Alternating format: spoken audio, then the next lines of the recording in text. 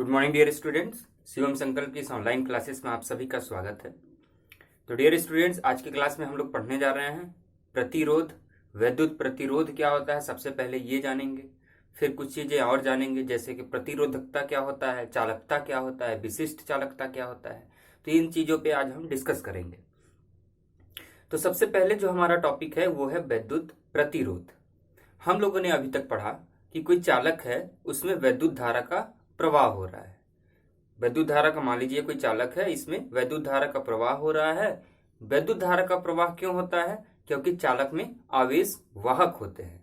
अगर ये चालक हमारा धातु का है, इसका मतलब इसमें कौन सा वाहक है, जिसको हम चार्ज कैरियर बोलते हैं, आवेश वाहक बोलते हैं। इलेक्ट्रॉन्स है, इलेक्ट्रॉन्स के पार्टिकल्स मूव करते हैं, जिसको हम आवेश के कण कहते हैं। तो जब ये इलेक्ट्रॉन इसमें संपीड़ित रहते हैं, मूव करते हैं, तो उनको हम बोलते हैं कि उसमें वैद्युत धारा का प्रवाह हो रहा है। अब हम चाहते हैं ये जो वैद्युत धारा का प्रवाह हो रहा है उसको कंट्रोल करना, नियंत्रित करना। मान लीजिए कभी हमें वैद्युत धारा ज्यादा चाहिए और कभी हमें धारा का प्रवाह कम करना है।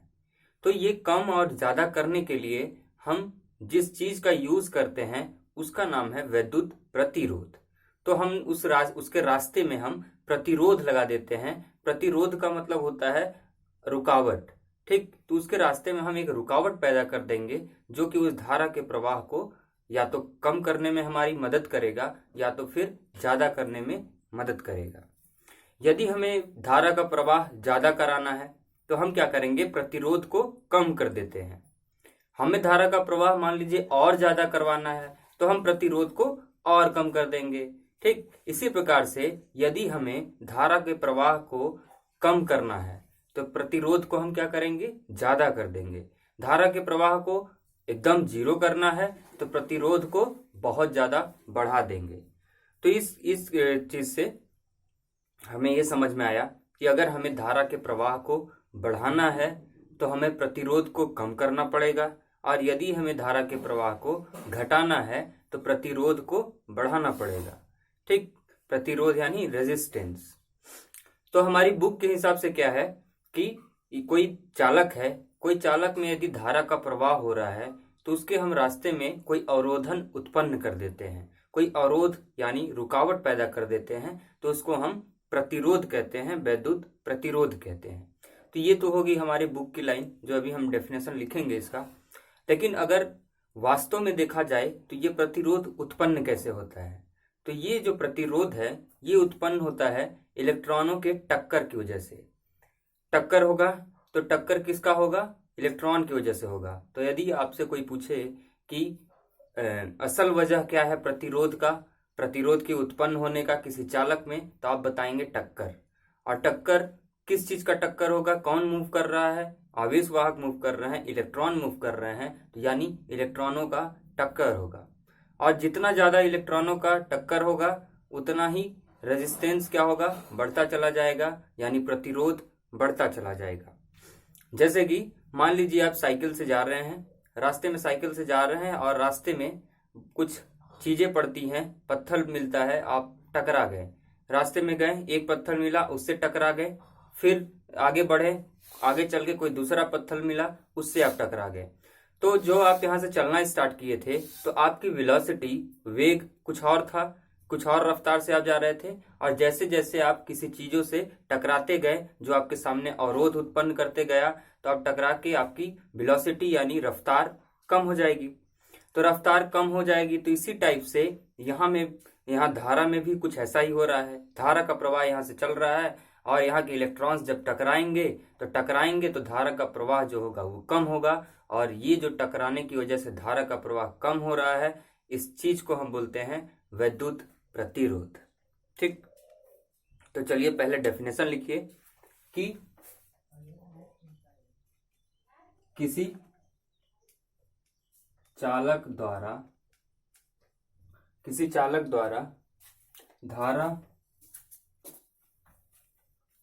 धारा के प्रवाह में उत्पन्न अवरोध को उस चालक का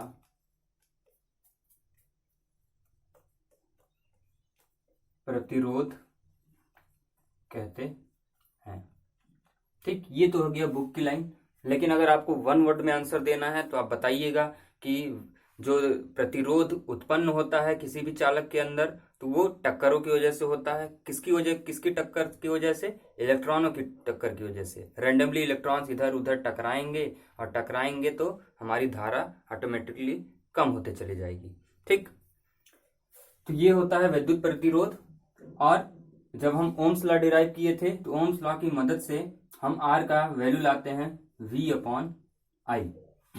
ठीक, V अपॉन आई ये कहां से आया? ये हमने ओम के नियम से किया, जो कि V बराबर कितना होता है? IR होता है। तो वहां से हमने R का वैल्यू निकाला, ये बना R बराबर V अपॉन आई। ठीक, तो आप देख सकते हैं कि I यहाँ पे विद्युत क्रमानुपाती है, नीचे है। अगर I आप कम करेंगे तो प्रतिरोध को ज्यादा करना पड़ेगा, यदि आप I को ज्यादा करेंगे तो प्रतिरोध को कम करना पड़ेगा। राइट, अब इसकी अगर हम बात करें एसआई मात्रक की,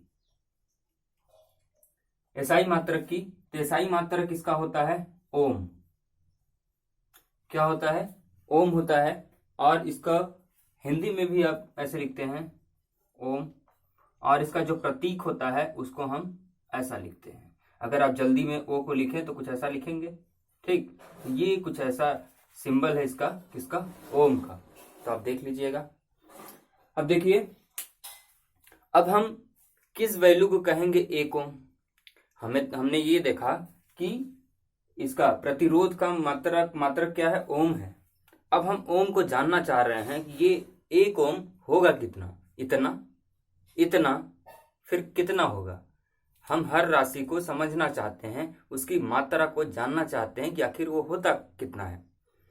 तो जैसे कि आप मान लीजिए, अगर आपके हाथ में कोई 1 केजी की वस्तु रखते हैं तो आपको तुरंत पता चल जाता है, अंदाजा लग जाता है कि ये वस्तु 1 केजी का है, 1 किलोग्राम का है। इसी टाइप से यदि मैं आपसे कहूं 1 दर्जन, 1 डजन, तो आप तुरंत समझ जाते हैं कि 1 दर्जन मतलब 12 चीजों की बात हो रही है। ठीक, तो आपके दिमाग में एक अंदाजा लग जाता है किसी भी भौतिक राशि का। तो सेम इसी टाइप से हम ये जानना चाहते हैं कि आखिर ये 1 ओम, 1 ओम की मात्रा होती कितनी है। तो 1 ओम की मात्रा के लिए हमने इसकी परिभाषा बनाया कि जब यदि किसी चालक में ये जो हमारा विभवांतर है, विभवांतर अगर 1 हो जाए और उसी चालक में धारा जो प्रवाह हो रहा है वो धारा प्रवाह की मात्रा कितनी हो जाए, यानी I बराबर कितना हो जाए? 1 हो जाए। तो इस कंडीशन में हम बोलते हैं कि उस चालक में कितना प्रतिरोध है? 1 ओम है। कब? यदि किसी चालक में 1 वोल्ट का विभवांतर दिया जाए तो उसमें जो प्रवाहित धारा है वो कितना हो जा रही है? 1 एम्पियर हो, तब हम कहेंगे कि चालक का प्रतिरोध कितना है? 1 ओम है। तो इस बात को भी आप लिख लीजिए कि यदि किसी चालक का विभवांतर 1 वोल्ट हो तथा उसमें प्रवाहित धारा 1 एम्पियर हो, तब उस चालक का प्रतिरोध 1 ओम के बराबर होता है। बात समझ में आई? ठीक, बराबर होता है। इसका मतलब 1 ओम बराबर कितना? 1 विभवांतर यानी 1 वोल्ट, और I का मात्रक एम्पियर, तो 1 एम्पियर। तो जब किसी चालक में 1 वोल्ट का विभवांतर हो जाए और उसमें धारा जो प्रवाह हो रहा है वह 1 एम्पियर हो जाए तो उस मात्रा को, उस चालक के प्रतिरोध को हम कहते हैं 1 ओम। ठीक, बात यहां तक समझ में आई? आगे बढ़े, इसको मैं रफ कर रहा हूं अब।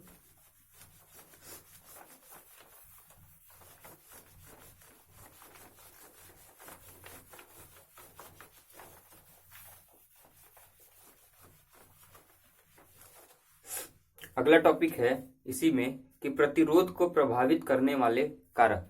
कुछ कारक हैं जिन पे प्रतिरोध निर्भर करता है। तो प्रतिरोध को प्रभावित करने वाले कारक, ये अक्सर एक आध नंबर में इससे क्वेश्चन बन जाते हैं कि कभी हम किसी तार की लंबाई को घटा देते हैं, कभी तार की लंबाई को बढ़ा देते हैं, तो उसमें एक आध नंबर में पूछ लिया जाता है कि इसमें प्रतिरोध में क्या बदलाव होगा, उसके प्रतिरोध में क्या अंतर पड़ेगा। ठीक, तो देखिए ये प्रतिरोध को प्रभावित करने वाले जो कारक हैं, पहला तो है चालक की लंबाई। चालक की लंबाई के कारण ये प्रतिरोध पे फर्क पड़ता है। दूसरा कारक है कि चालक की अनुप्रस्थ काट क्षेत्रफल। अनुप्रस्थ काट क्षेत्रफल। तीसरा कारक है कि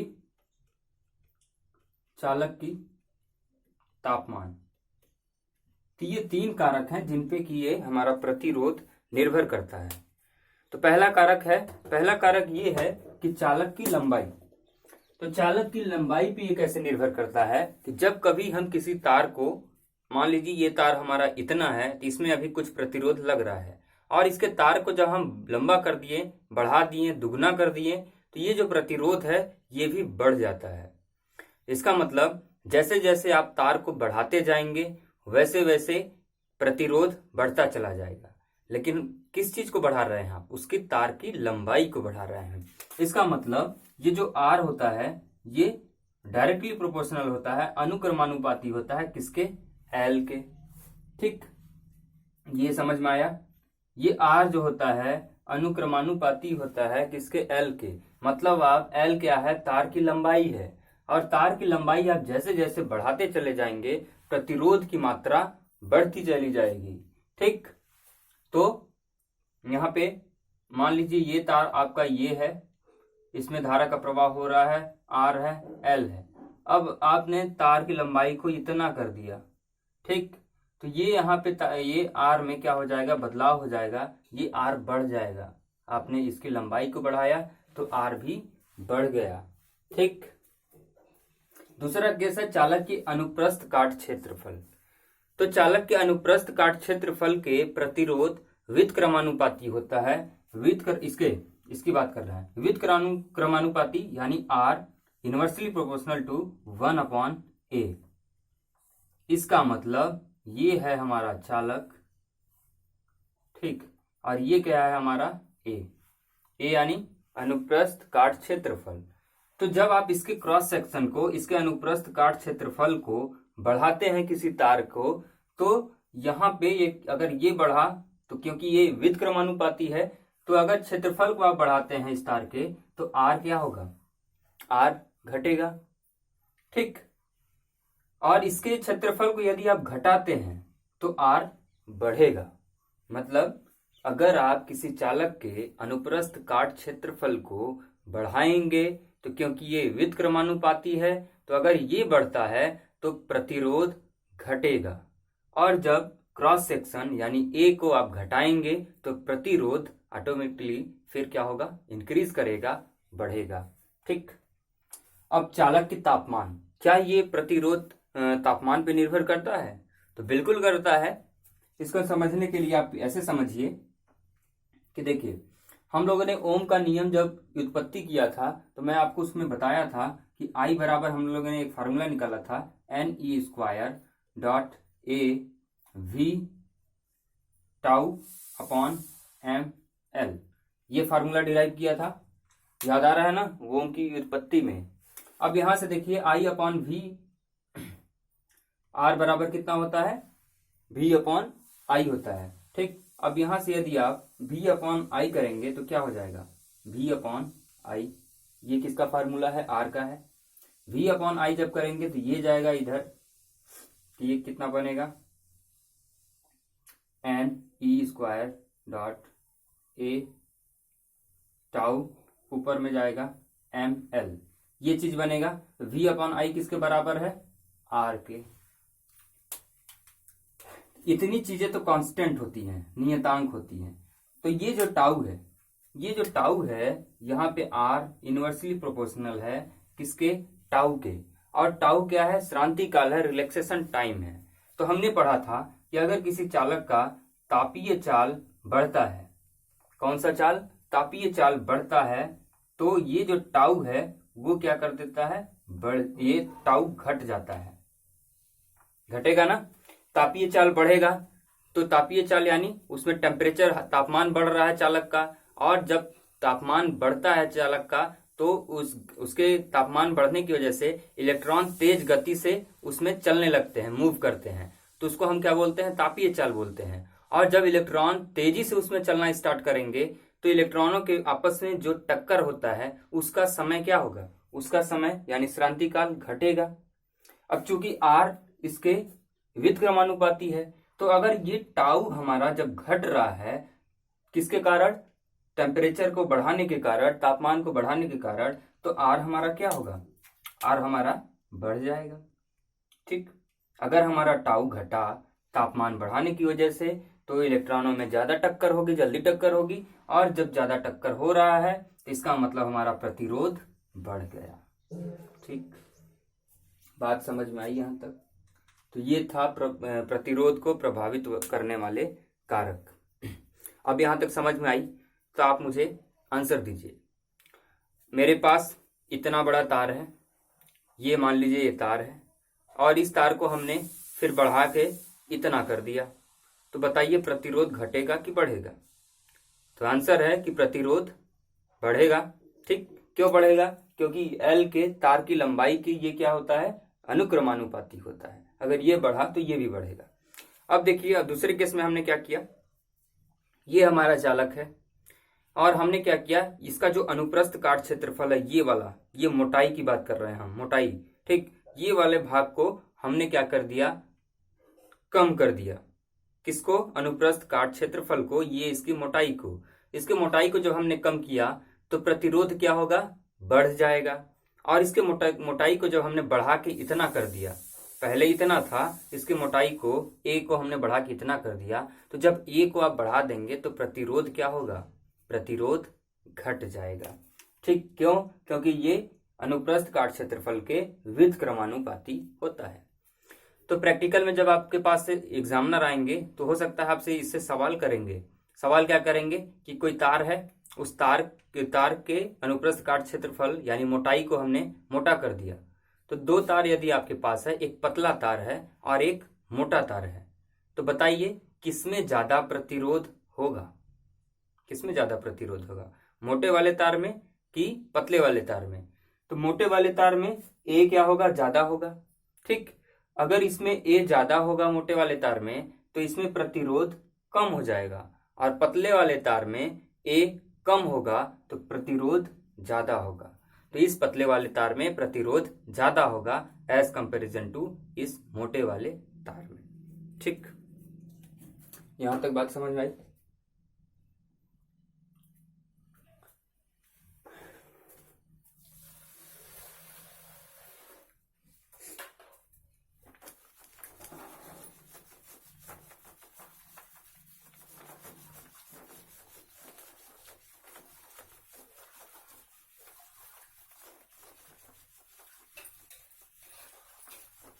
अब अगला टॉपिक लेते हैं। अगला टॉपिक है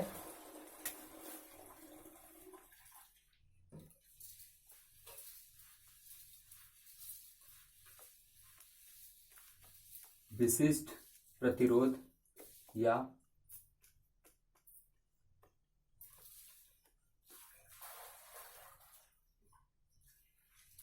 प्रतिरोधकता।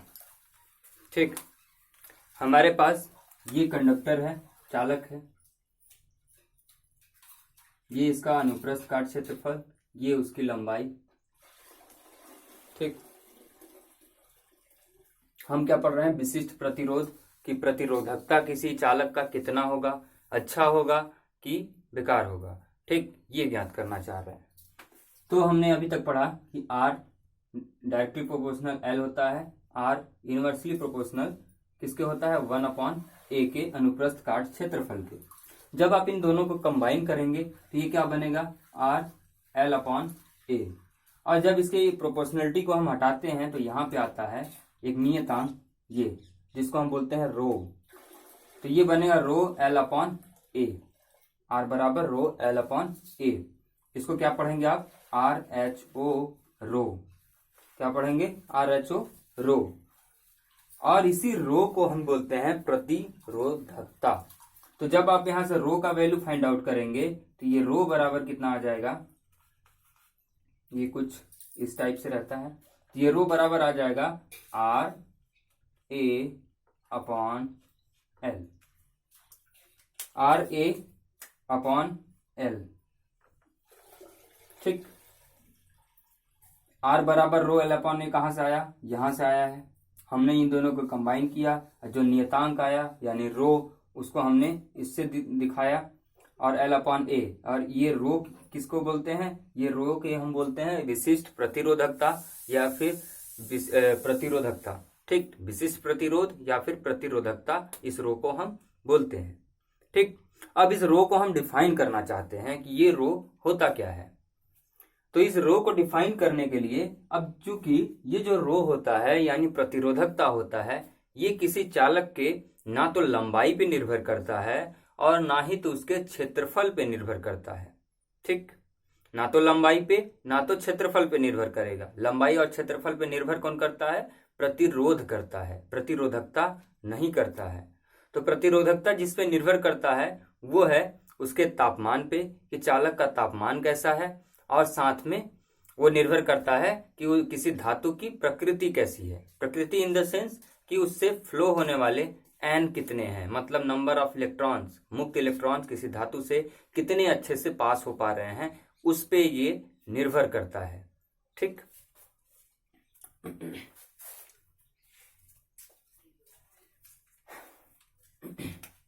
तो इसको हमने परिभाषा बनाने के लिए हम क्या करते हैं कि यहाँ पे ए का मान, जो ए है हमारा अनुप्रस्थ काट क्षेत्रफल, इसको हम 1 बना लेते हैं, 1 मीटर स्क्वायर। और जो एल है इसकी भी वैल्यू को हम 1 मीटर कर लेते हैं। एल क्या है, तार की लंबाई, ए क्या है, अनुप्रस्थ काट क्षेत्रफल किसकी, तार की, यानी उसकी मोटाई की बात कर रहे हैं। तो इन दोनों को हम ए बना लेते हैं। क्यों बना रहे हैं, हम इस विशिष्ट प्रतिरोधकता को परिभाषित करना चाह रहे हैं कि आखिर होता क्या है। तो जब आप इसको 1 बना देंगे तो ये कितना हो जाएगा, रो बराबर आर हो जाएगा। ठीक, और ये रो बराबर आर कब हो रहा है, तो कब हो रहा है, किसी चालक का विशिष्ट प्रतिरोध उस पदार्थ में, जो भी हम यहाँ पे क्या बोलते हैं 1 मीटर स्क्वायर क्या है उसका अनुप्रस्थ काट क्षेत्रफल, अगर उसके क्षेत्रफल को हम 1 मीटर स्क्वायर कर लें और जो तार की लंबाई है उसको यदि हम 1 मीटर कर लें तो उसकी प्रतिरोधकता किसके बराबर हो जाती है, आर के बराबर हो जाती है। यही हम परिभाषा लिखेंगे।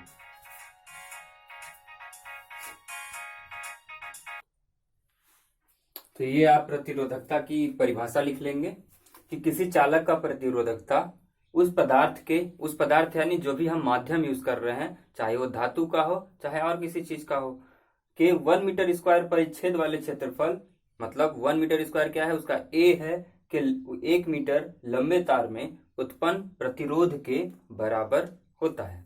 ठीक, अगर आप इसके एसआई मात्रक की बात करेंगे तो एसआई मात्रक किसका कितना हो जाएगा, एसआई मात्रक किसका हो जाएगा, आर प्रतिरोध का मात्रक होता है ओम, एरिया का मात्रक होता है मीटर स्क्वायर, एल का मात्रक होता है मीटर, मीटर से ये स्क्वायर कैंसिल, तो इसका एसआई मात्रक क्या आ जाएगा, ओम मीटर। ठीक, अब एक चीज आप पॉइंट करके नोट कर लेंगे कि ये जो हमारा प्रतिरोधकता होता है जिसको हम विशिष्ट प्रतिरोध बोलते हैं, ये कभी भी किसी माध्यम के लंबाई और क्षेत्रफल पर निर्भर नहीं करता है। भले ही यहाँ के फार्मूले में है लेकिन ये कांस्टेंट है, ये कभी बदलता नहीं है। किस केस में, जब हम इसकी बात करेंगे, रो की बात करेंगे, प्रतिरोधकता की बात करते हैं, ना तो ये इस पे निर्भर करेगा ना तो ये इस पे निर्भर करेगा। ये पूरा और पूरा किस पे निर्भर करेगा, धातु की प्रकृति यानी चालक की प्रकृति कैसी है, उसमें से मुक्त इलेक्ट्रॉन्स कितने जा पा रहे हैं और कितने नहीं जा पा रहे हैं। ठीक, तो इसमें आपको एग्जामिनर क्वेश्चन पूछ सकता है, बताइए कोई हमारे पास तार है और हम क्या किए कि उस तार के टुकड़े कर दिए, उस तार को हमने आधा कर दिया, तो बताइए उसमें रेसिस्टिविटी यानी प्रतिरोधकता में क्या बदलाव होगा। आप तुरंत फट से आंसर देंगे कि उसका रेसिस्टिविटी यानी प्रतिरोधकता घट जाएगा। क्यों घट जाएगा? क्योंकि आपने पढ़ा था कि आर अनुक्रमानुपाती होता है एल के तार की लंबाई के। लेकिन ये आर क्या है, पहले ये तो आप ध्यान दीजिए कि वो पूछ क्या रहा है। वो आर क्या है? वो प्रतिरोध है। उसने प्रतिरोध आपसे नहीं पूछा, उसने क्या पूछा आपसे? प्रतिरोधकता पूछा।